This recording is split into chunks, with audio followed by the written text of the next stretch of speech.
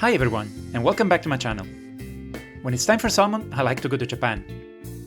Yeah, I know you might be thinking of sushi, but while I do love sushi, that's not what I'm here to share with you today.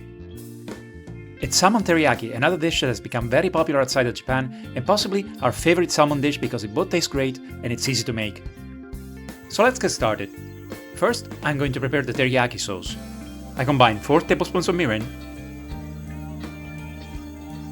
4 tablespoons of soy sauce, and 1 tablespoon of sugar. If you don't have mirin, you can replace it with any other type of rice vinegar, or theoretically even with white wine. Now, because of how popular this sauce has become outside of Japan, you will find that sometimes more ingredients are added. So yes, you could add garlic, ginger, even thickeners such as cornstarch, like they do in the US, but I prefer to stick to the original, simpler version.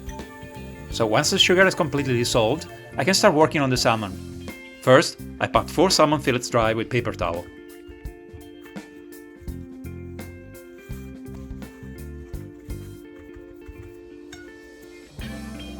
Then I sprinkle just a little salt over them. Let's not forget that we'll season this with teriyaki sauce as well. And now I lightly coat them in potato flour. I prefer to use potato flour or potato starch as it gives salmon a crispier outer layer than regular flour or cornstarch, but any of them is fine. Cooking the salmon will only take 10 to 15 minutes, so before I start I'm going to prepare a couple of sides. First, I'll wash and cut some pak choi. I also chop a couple of spring onions that I will need later. Then, a soba salad, which is served cold, so I can prepare it beforehand. These aren't exactly soba noodles, they're whole buckwheat noodles, but the thing is, proper soba noodles I can find in shops here contain gluten, and I cannot eat them, so this is the closest I can get until I try and make them myself. And now, let's prepare a dressing for the noodles, which I will also use for the pak choi. Again, 4 tablespoons of soy sauce, 4 of toasted sesame oil, and I stir it to create an emulsion.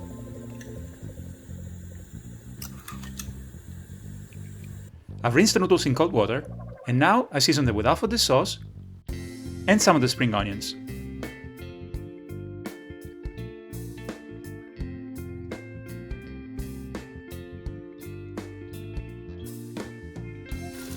I transfer the fillets to a frying pan with very little vegetable oil, and I cook them for about 10 minutes on medium to low heat, turning them to make sure that they crisp up a little on all sides.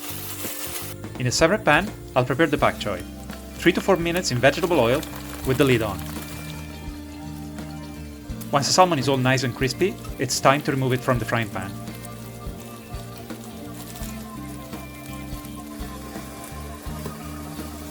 At this point, I prefer to remove most of the frying oil as well, before I pour in the teriyaki sauce. I bring it to a boil and let it reduce a bit, just a few seconds. Then I add the salmon back in and coat it with the sauce, cooking it for 1 or 2 more minutes. It's important to check that the sauce glazes the salmon and has the right thickness, and as you can see, you can also achieve a nice consistency without adding flour or cornstarch. And it's time to assemble the dish. First the soba salad, then the pak choi, then the salmon fillets. I'll pour some of the teriyaki sauce from the pan over the salmon, while for the pak choi, I'll use some of the dressing I used for the soba salad and some sesame seeds.